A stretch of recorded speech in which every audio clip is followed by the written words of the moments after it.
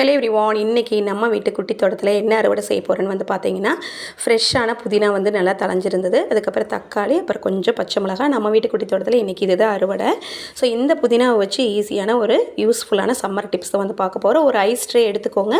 அதில் ஒவ்வொரு புதினா லீஃபையும் வந்து ஆட் பண்ணிவிட்டு 4-5 லெமனை புழிஞ்சு ஜூஸ் எடுத்து வச்சுக்கோங்க. அந்த ஜூஸை இந்த ஒரு குழியிலையும் ஊற்றி ஐஸ் ட்ரேவை வந்து ஒரு 4-5 மணி நேரம் ஃப்ரீசரில் வச்சிங்க அப்படின்னா சூப்பரான இன்ஸ்டன்ட் ஐஸ் க்யூப்ஸ் வந்து ரெடி ஆயிரும்.